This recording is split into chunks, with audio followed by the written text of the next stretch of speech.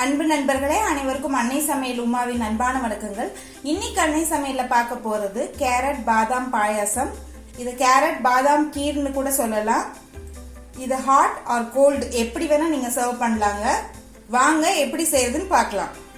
முதல்ல குக்கர்ல 2 கேரட் சேர்த்துக்கலாங்க. 4 பாதாம் சேர்த்துக்கலாம். பாதாம சுடுதண்ணில 20 நிமிஷம் வச்சிருந்தீங்கன்னா தோல் வந்துடும். அதுக்கப்புறம் இதுல சேர்த்துக்கலாம். அடுத்து கேரட் வேகிற அளவுக்கு தண்ணி.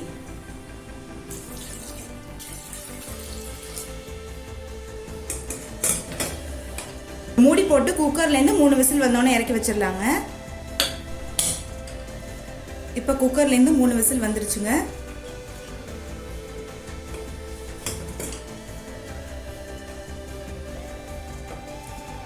கேரட் நல்லா வெந்துருச்சுங்க.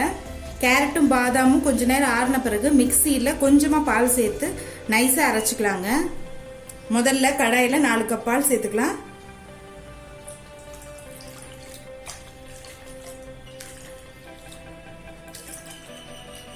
பால் திக்கா இருந்ததுன்னா பாயசம் டேஸ்ட் நல்லா இருக்குங்க. இப்ப நம்ம அரைச்சு வச்சிருக்க கேரட்டையும் பாதாமையும் சேர்த்துக்கலாம். நல்லா மிக்ஸ் பண்ணிருங்க. கட்டி இல்லாம கரைச்சிருங்க.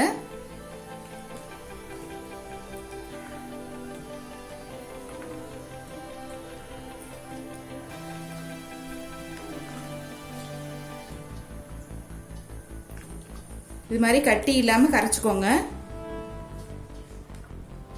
கேரட்டையும் பாதாமையும் சேர்த்துட்ட பிறகு ஒரு 5 நிமிஷம் ஸ்லோலே இருக்கட்டும். அடுத்தது 1/2 கப் சர்க்கரை சேர்த்துக்கலாங்க.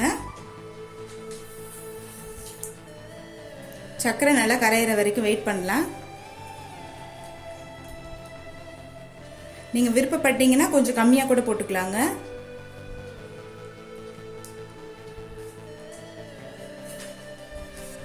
இப்போ சர்க்கரை சேர்த்துட்டு 1 நிமிஷம் ஆயிடுச்சுங்க.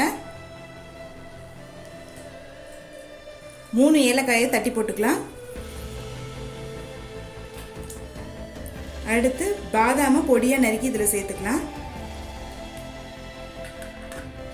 கொஞ்சம் முந்திரி, கொஞ்சம் திராட்சை. நம்ம நெய்ல வதக்க தேவையில்லை, டைரக்டாவே போட்டுக்கலாங்க.